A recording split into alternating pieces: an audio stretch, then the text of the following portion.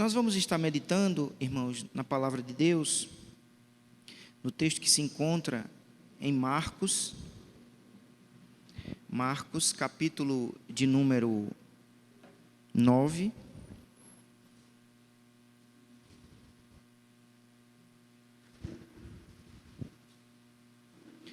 Marcos, capítulo 9, nós vamos ler a partir do versículo 14.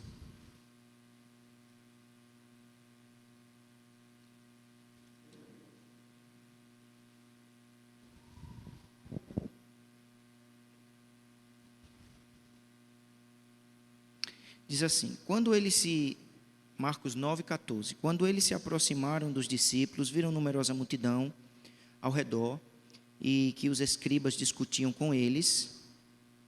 E logo toda a multidão, ao ver Jesus, tomada de surpresa, correu para ele e o saudava.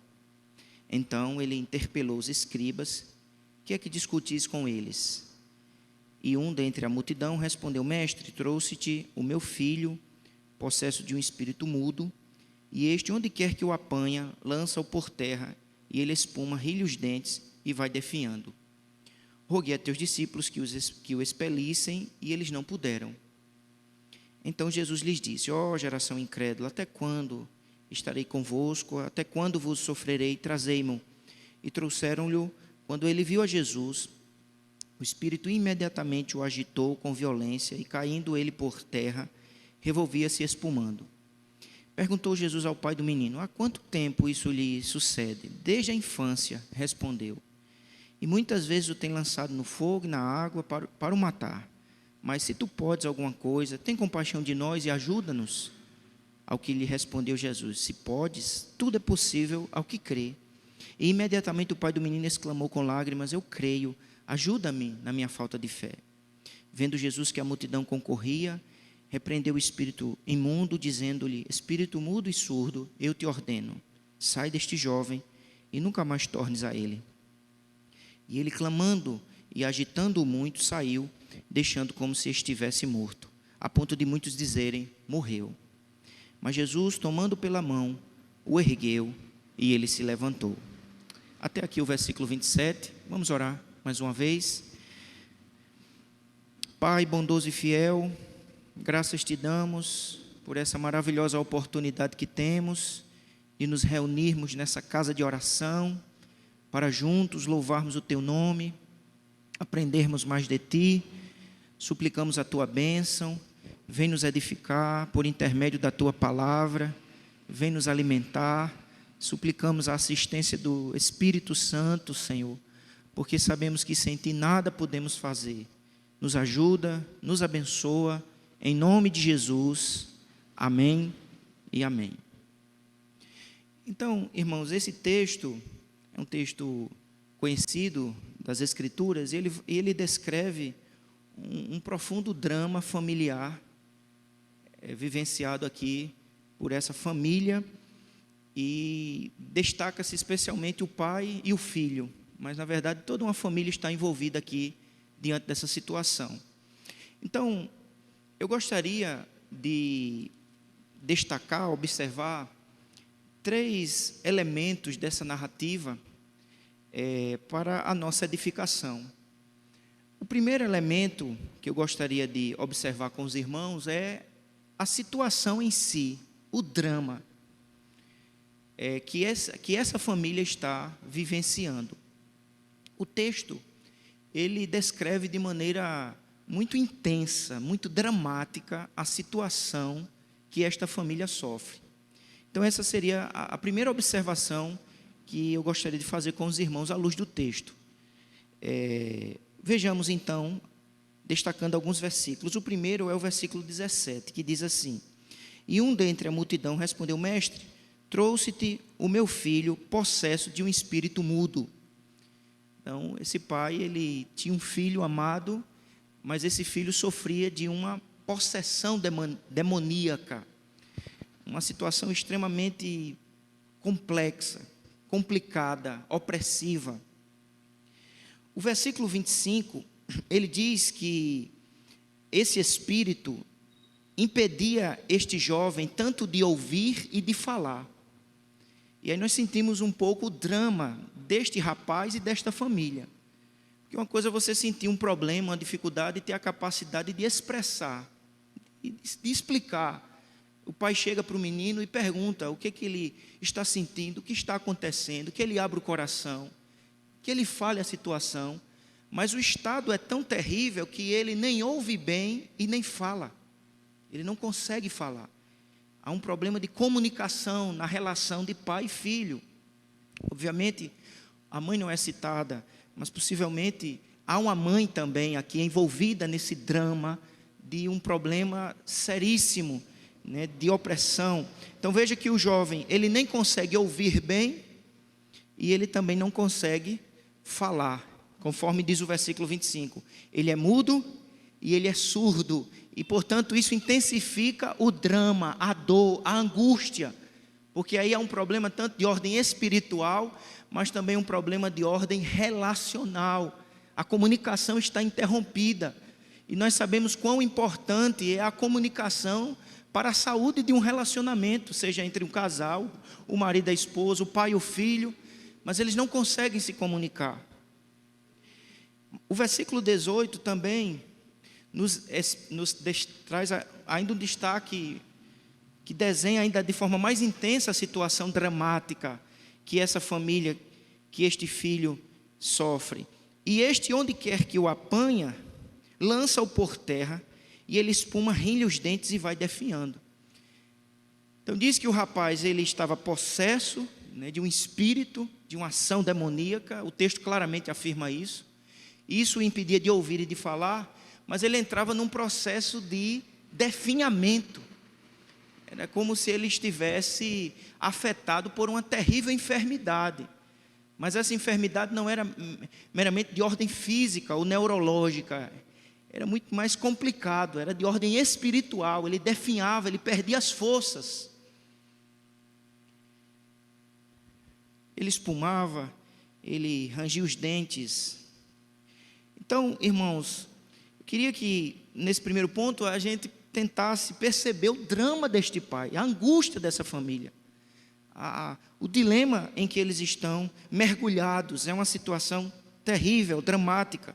O versículo 20 também afirma: e trouxe-lhe, quando ele viu a Jesus, o espírito imediatamente o agitou com violência, e caindo ele por terra, envolvia-se espumando. Há uma ação demoníaca sobre este jovem que impede até mesmo dele olhar para Jesus, porque diz que quando ele viu a Jesus, o demônio imediatamente o lançou em terra, fez com que o menino deixasse de olhar para Jesus. E os irmãos sabem, à luz de outros versículos da palavra, a importância de termos os nossos olhos fixos em Jesus. Por exemplo, o texto de Hebreus diz: olhando para Jesus, o autor e consumador da nossa fé. A necessidade de nos voltarmos para Jesus, de olharmos para Jesus. E o único sentido, né, que era a visão que este rapaz tinha, e ao usar os olhos para mirar em Jesus, o diabo o impede de assim fazer. Ele não o deseja, conforme diz o versículo 20, e trouxe-lhe, quando ele viu a Jesus, observe o versículo 20, o espírito imediatamente o agitou com violência. Portanto, o demônio, o diabo, não desejava que aquele menino olhasse para Jesus. Olhar tem a ver com visão, mas olhar na Bíblia também tem a ver com a mente, né? Voltar os olhos é também voltar os pensamentos. Então, o diabo, portanto, deseja que aquele rapaz não olhe para Jesus, não volte os seus pensamentos para Jesus. Portanto, ele o derruba. E outro versículo que eu gostaria que nós observássemos é o versículo 21, porque é uma dor espiritual, é uma dor que afeta o relacionamento da família, a comunicação da família, é uma dor que tem a ver também com fraquezas de ordem emocional e física. Ele definha. De ordem espiritual, há um impedimento daquele rapaz até mesmo olhar para Jesus. Mas observe também no versículo 21 que essa dor, esse drama, essa angústia já dura muito tempo. Porque uma coisa é você passar por uma aflição de uma semana, de um mês, mas quando o mês se torna um semestre um ano, uma década, recursos foram aplicados, esforços foram feitos, Mas veja que o texto diz que Jesus pergunta desde quando essa situação está acontecendo. O versículo 21, parte B. Há quanto tempo isso lhe sucede? Desde a infância. Desde a infância, ou seja, desde a terra infância, esse menino está vivenciando essa situação. E ele já é um jovem, porque quando Jesus traz a cura sobre ele, no versículo 25, a expressão de Jesus, no versículo 25, diz: sai deste jovem. Então esse drama começa na infância e desde a juventude. É uma situação que se alongou durante décadas, né? Uma situação que se alongou durante anos. Uma situação dramática, uma situação crítica de ordem espiritual, relacional e familiar, que envolvia dor, que envolvia frustração, que envolvia angústia, que envolvia medo. O versículo 22 encerra essa primeira observação, descrevendo, além de tudo que nós já falamos, irmãos, a respeito desse drama. O versículo 22 diz que havia uma ação até suicida. O diabo queria não apenas impedir que o rapaz olhasse para Jesus, o diabo não apenas definhava o corpo daquele rapaz, mas queria realmente tirar a vida dele, porque o pai descreve isso no versículo 22, quando diz: muitas vezes o tem lançado no fogo e na água para o matar. O desejo do diabo, como Jesus mesmo disse, o ladrão, o diabo, ele veio para matar, roubar e destruir. Ele queria matar aquele rapaz, ele queria destruir aquela família. Havia uma ação opressiva, terrível, sobre aquela família. Esse, portanto, irmãos, é o drama vivenciado por essa família, como eu tenho dito nessa noite, que envolve questões de ordem espiritual, física, emocional, questões, e o texto não entra nesse mérito, mas questões de ordem financeira. Esse é o drama desse pai, esse é o drama dessa família. Qual a nossa história? Que dramas? Qual a situação que temos enfrentado? Como casal, como família? Qual o diagnóstico da nossa alma, a situação da nossa casa? Como descreveríamos diante de Jesus? O que teríamos a dizer sobre o nosso coração, sobre o nosso casamento, sobre os nossos filhos? A situação deste homem é profundamente terrível, angustiosa. Qual é a sua situação? Em segundo lugar, meus irmãos, o texto também nos aponta a atitude que este homem realiza diante dessa situação. E essa palavra que eu queria trazer para o seu coração nessa noite. Qual a atitude que Deus deseja que realizemos diante das situações enfrentadas? Eu não sei qual a situação, mas o Senhor, por intermédio da sua palavra, nos chama a tomarmos uma atitude. E essa é a segunda parte dessa mensagem, dessa meditação que eu gostaria de deixar para os irmãos, que é a necessidade de uma atitude, e essa atitude é descrita de maneira muito clara, muito simples, no versículo de número 17, que diz assim: e dentre a multidão respondeu: mestre, trouxe-te o meu filho. Você poderia repetir essa frase? Mestre, trouxe-te o meu filho. Irmão, será que dá para a gente imaginar o que significa isso? O meu filho. Não é um filho qualquer, é o filho das minhas lágrimas, da minha dor. É o meu filho, é a minha situação. Eu trouxe-te o meu filho. É meu. É o meu problema. É a minha angústia. É a minha dor. Isso, irmãos, nos ensina uma objetiva, clara atitude que eu e você precisamos tomar diante das situações que nos apresenta, seja no casamento, seja na família, na vida do filho, na vida da esposa. Não importa o diagnóstico que você tem enfrentado, não importa a situação, seja ela de ordem espiritual, material, emocional, física. A atitude que devemos imitar é esta: Mestre, trouxe-te o meu filho. Ele não era um rapaz sã, ele não era um rapaz, que estava desfrutando de plena equilíbrio, capacidade. Leve o seu coração ao Mestre, leve o seu casamento ao Mestre, leve os seus filhos ao Mestre, leve a sua situação. É isso que o Senhor nos diz por intermédio da sua palavra. Trouxe-te o meu. Ele era o filho, mas você pode completar com outra situação. Mas traga de maneira pessoal, porque Ele trouxe-te, eu trouxe. O Senhor deseja, irmãos, que a gente não apenas peça para que as pessoas levem, mas a gente precisa assumir também a entrega pessoal. Ele diz: eu mesmo, não pedi para alguém levar, é eu mesmo que estou trazendo. E aqui a gente vê algumas características desse trazer, dessa entrega. Ela precisa ter características, e uma delas é a atitude pessoal. Trouxe-te, é uma entrega pessoal. Você mesmo. Segundo, nós aprendemos também que é um trazer paciente, porque, irmãos, Deus é soberano, Ele tem o tempo determinado de agir, é Ele que faz, mas Ele faz segundo a sua agenda, Ele faz como um médico, segundo o seu receituário.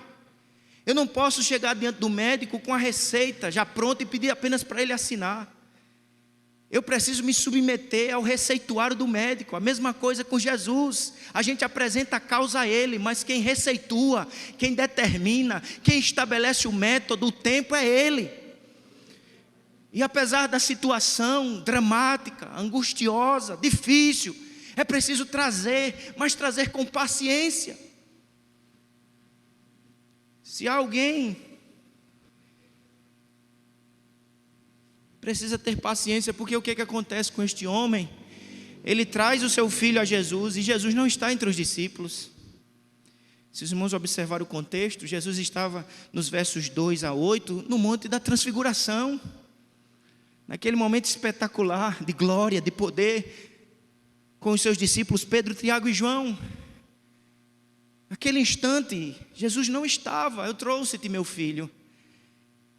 Mas ele diz assim, olha, e aí ele faz uma descrição no verso 17, mas no versículo 18, final, vamos ligar, essa parte: Mestre, trouxe-te o meu filho. Aí vai para o 18, a parte B diz: roguei a teus discípulos que os expelissem, que o expelissem, e eles não puderam. Eu trouxe o meu filho, tu não estavas. Eu pedi, eu roguei aos discípulos e eles não puderam. O que a gente aprende, irmãos? Traga a situação, mas suplique a graça de Deus. Peça ao Senhor misericórdia, para que nós possamos nos submeter à agenda do Senhor, o tempo do Senhor, o método do Senhor. Mas não deixe de trazer, porque mesmo não estabelecendo o receituário, o método, o tempo, Ele é o Senhor. E não existe outro lugar de colocarmos a nossa vida, a nossa casa, os nossos filhos, as nossas causas, senão aos pés da cruz, aos pés do Mestre. Traga você mesmo, traga com paciência. Se há falta de paciência, suplique a Ele e diga: Senhor, dá-me graça, dá-me paciência, dá-me longanimidade.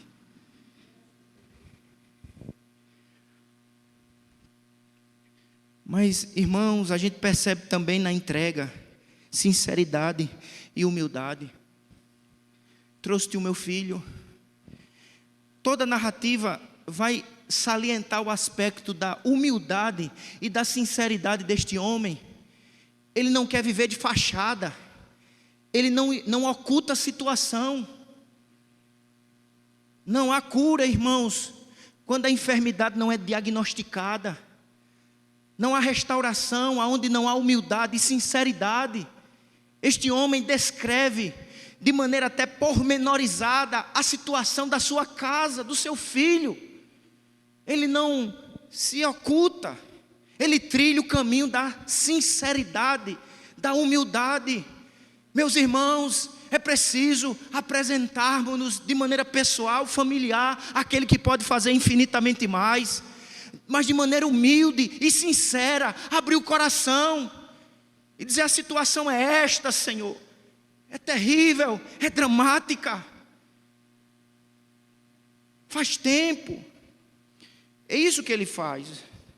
Ele é sincero nas respostas. Quando ele descreve o filho,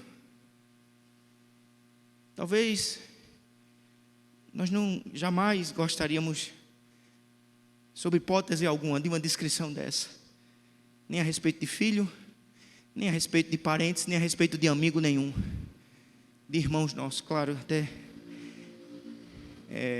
porque se nós já estamos em Cristo, já fomos libertos. Mas o fato é que é uma descrição que, ao lermos, percebemos um tom de sinceridade, e disso nós extraímos um importante princípio.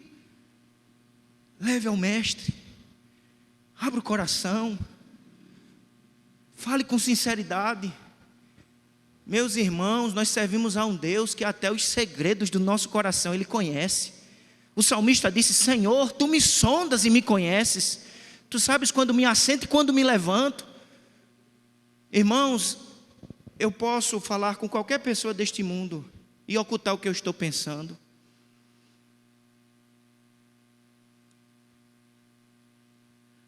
Até com o governador, o presidente. Mas com o Senhor, jamais. Portanto, o caminho da restauração, o caminho da saúde familiar está na entrega, mas uma entrega pessoal, paciente, sincera e humilde. Suplique a graça de Deus. Dá-me, Senhor, este coração quebrantado e contrito, para que as causas, a situação do meu coração, do meu casamento, da minha casa, seja apresentada a Ti, com humildade, com sinceridade. Veja que Jesus faz perguntas, Ele responde: desde quando? Ele diz: desde a infância. Ele diz: não, faz pouco tempo, está tudo bem, foi agora, é recente. Não, é profundo, faz tempo que eu sofro, que eu luto.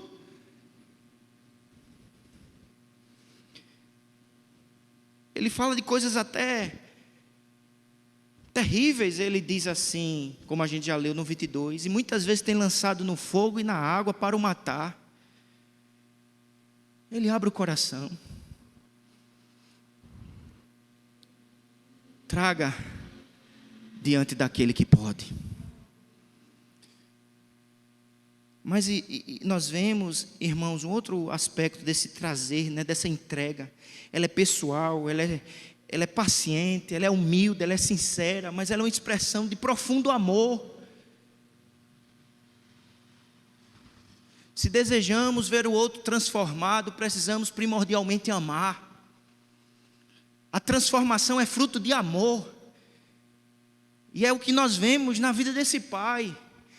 O menino, veja que todos os atos desse pai são expressões de amor, porque o filho não pode nem ouvir nem falar, ele não consegue orar, o menino não consegue clamar, mas há um pai que ama, e o amor que este pai tem por esse filho se expressa em clamor, em oração.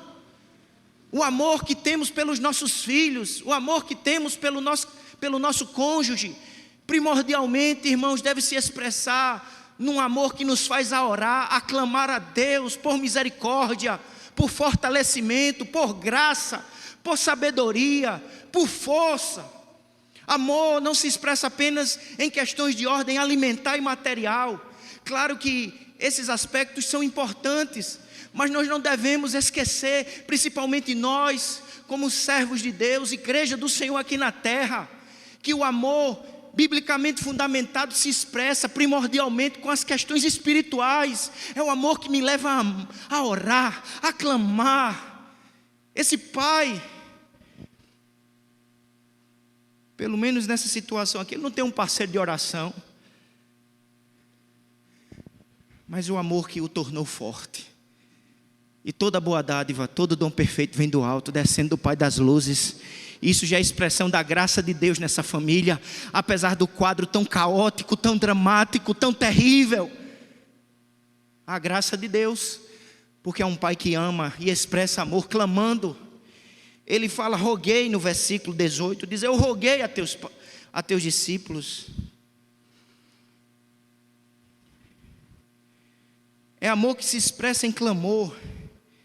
E toda hora ele está pedindo, tem compaixão, atende, eu roguei. Amor que se expressa em trazer, conforme nos diz o versículo 18. Meu mestre, eu trouxe o meu filho. Talvez dava trabalho trazer aquele menino, ele definhava. Ele vivia num estado doentio.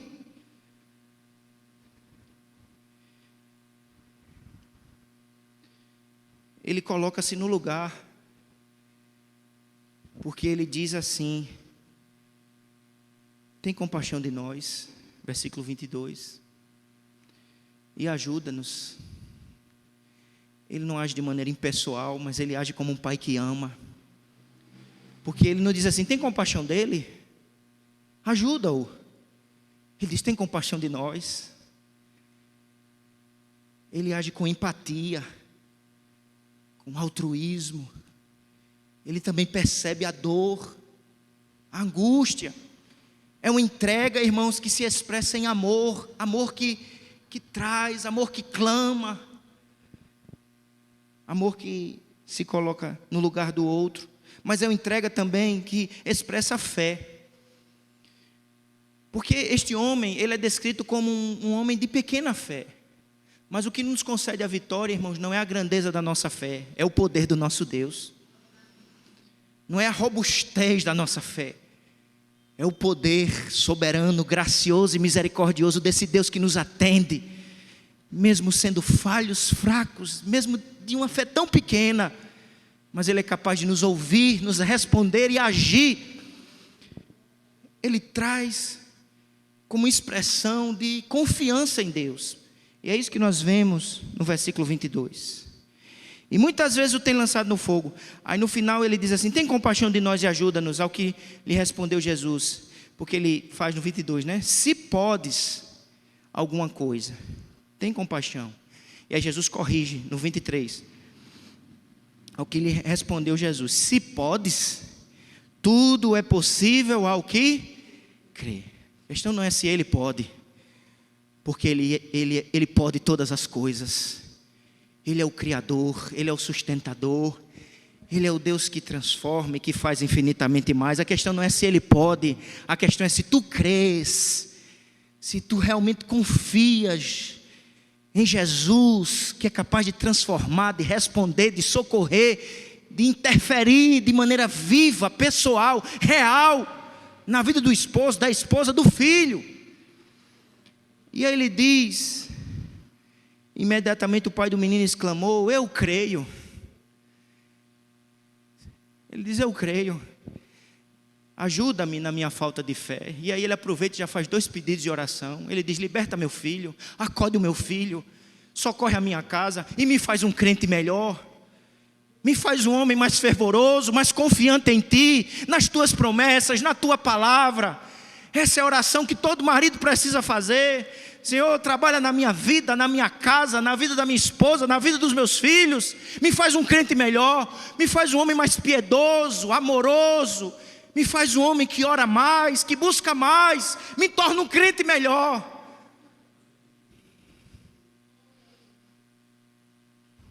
Ajuda-me na minha falta de fé. E o nosso Jesus, irmãos, Ele é aquele que faz infinitamente mais. Ele queria só a libertação do filho. Ele vai receber a libertação e vai sair dali um crente mais robusto, mais confiante. Isso me lembra aquele texto que Jesus, é em Marcos, eu acredito, um pouquinho mais na frente, que diz que alguns traziam as crianças para que Jesus as tocasse. E o texto diz que Jesus, os discípulos tentam impedir. Jesus diz, não deixe vir as minhas crianças. E o versículo 16 diz que ele toma nos braços, impondo-lhes as mãos, as abençoa. Eu sempre gosto de ler esse texto porque mostra que Jesus ele faz infinitamente mais.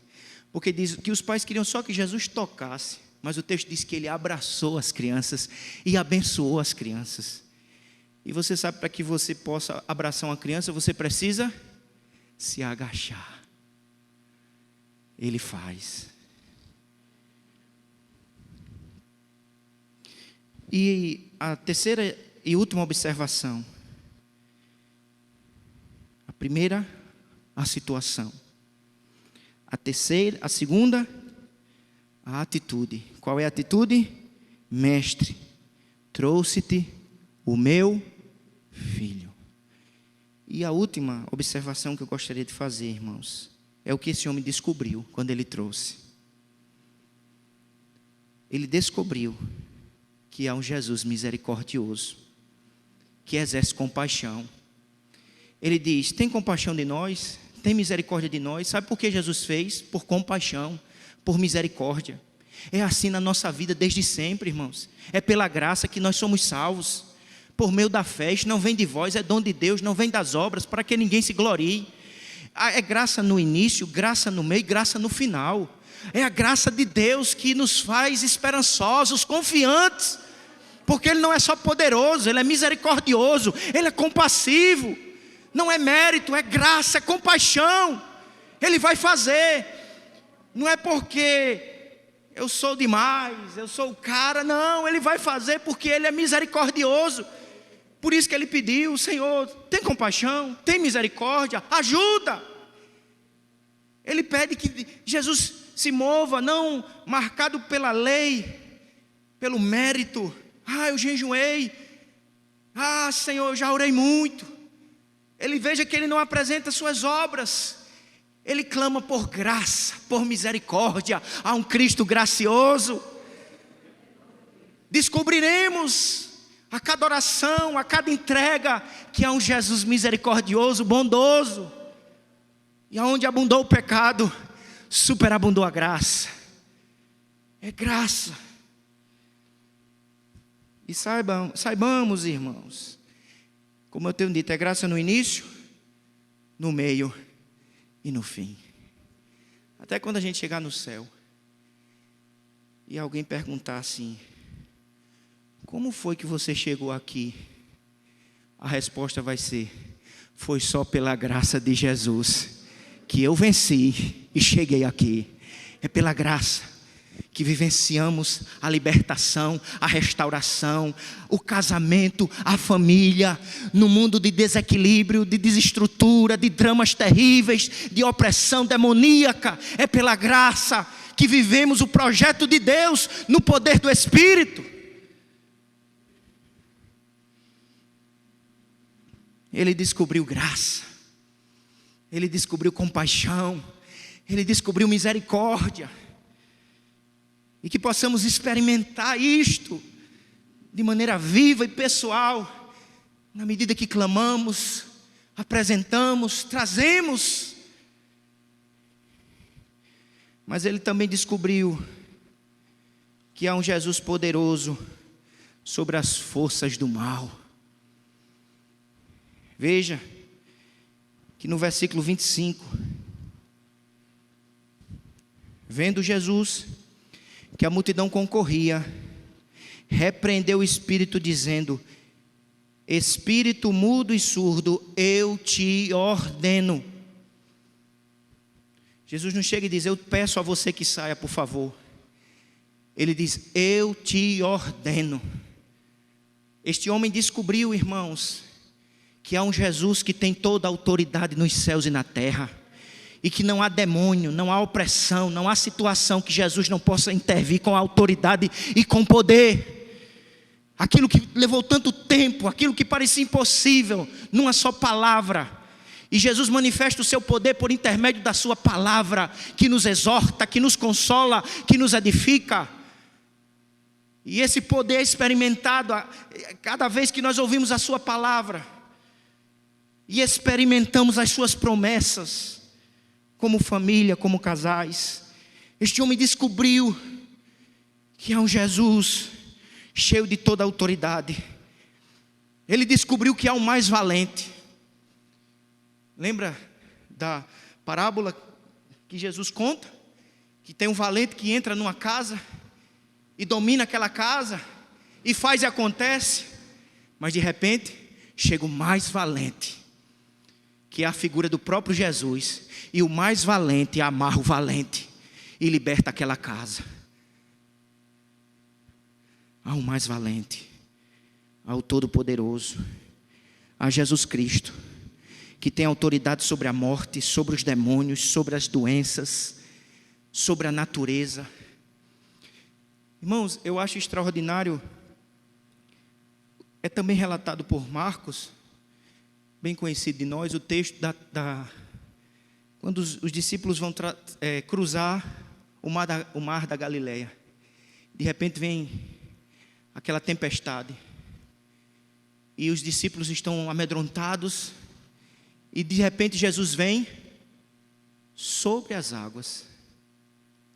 As águas que traziam medo, pavor, estão debaixo dos pés do Senhor Jesus.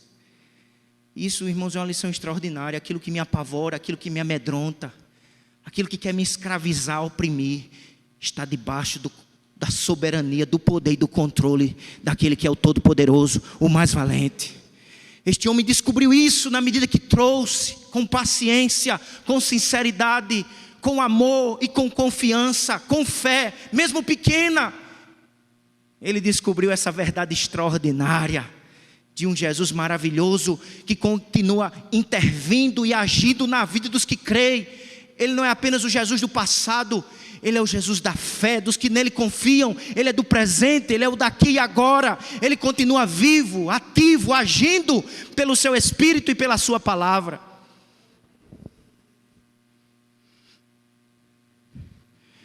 Mas, meus irmãos, esse homem também descobriu que o que Jesus faz não é apenas poderoso, libertador, é definitivo.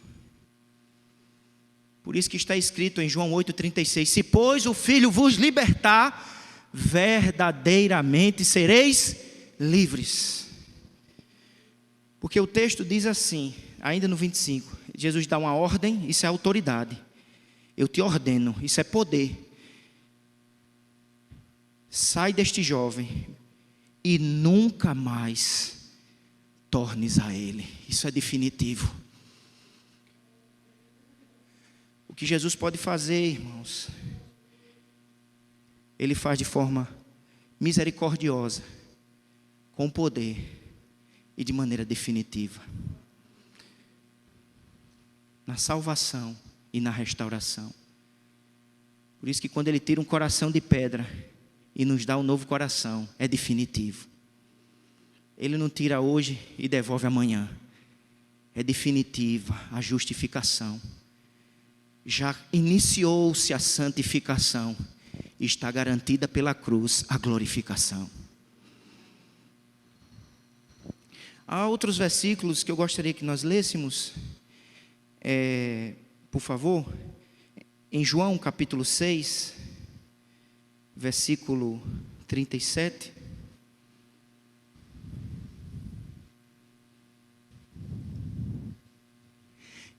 Versículos que apontam para esse princípio da ação definitiva de Jesus. Todo aquele que o Pai me dá, esse virá a mim, e o que vem a mim, de modo nenhum, o lançarei fora. Ele não abraça hoje e lança fora amanhã. O abraço é gracioso, é firme, porque eu desci do céu, vamos até o 39. João 6,38, porque eu desci do céu não para fazer a minha própria vontade, e sim a vontade daquele que me enviou. E a vontade de quem me enviou é esta, que nenhum eu perca de todos os que me deu, pelo contrário, eu ressuscitarei no último dia. Ele garante a chegada e a saída. Por favor, vamos ler ainda 1 João, capítulo 4. Lá no finalzinho, 1 João, capítulo 4,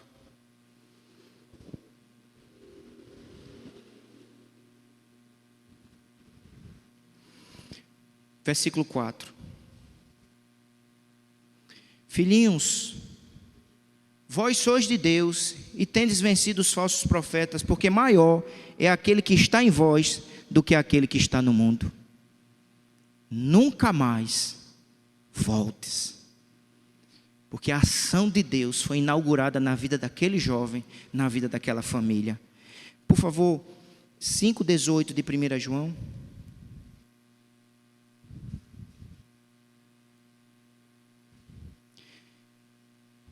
1 João 5,18. Sabemos que todo aquele que é nascido de Deus não vive em pecado. Antes, aquele que nasceu de Deus o guarda e o maligno não lhe toca. Nunca mais retornes para este garoto. O que ele faz é misericordioso, é poderoso e ele faz de maneira definitiva. Mas em último lugar, esse homem descobriu. Por favor, volte para o texto inicial de Marcos, capítulo 9. Ele descobriu um Jesus compassivo, um Jesus que tem autoridade, um Jesus que faz uma obra definitiva. E, finalmente, ele descobriu também um Jesus capaz até mesmo de ressuscitar mortos. Porque o versículo 26, diz assim: e ele, clamando e agitando muito, saiu, deixando como se estivesse morto, a ponto de muitos dizerem: morreu. Veja, irmãos, o menino ficou num estado, parecia que estava morto, ao ponto de alguns se convencerem de que ele estava morto. Alguns achavam que ele parecia morto. Outros diziam: não, ele está morto. O fato é que, ou se ele parecia morto, ou se ele realmente estava morto, precisamos ler o versículo 27, que diz assim: mas Jesus, tomando pela mão, o ergueu e ele se levantou. Ou se ele parecia morto, ou se ele estava morto, o fato é que Jesus o levantou. Não importa se parece ou se está, há um Jesus capaz de levantar. Há um Jesus capaz de ressuscitar. Há um Jesus capaz de levantar da morte, como está escrito em Efésios, que essa era a nossa situação. Nós não só parecíamos mortos, irmãos, nós verdadeiramente estávamos mortos. E mesmo estando mortos, a Bíblia diz que Deus, por misericórdia, através de Jesus, nos ressuscitou, nos levantou. O milagre maior já aconteceu. A bênção mais extraordinária já surgiu na nossa vida, no nosso coração. E se ainda não aconteceu, há um Jesus capaz de te levantar, de regenerar, de transformar. Ele ressuscita mortos. Esse homem descobriu tudo isso, porque ele trouxe.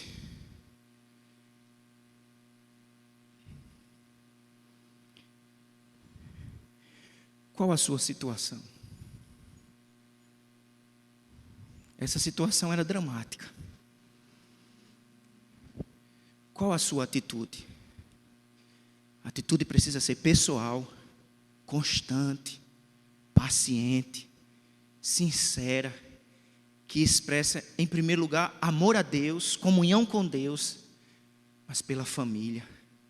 Amor que me leva a orar, amor que me leva a trazer minha casa, meus filhos, à presença do Senhor.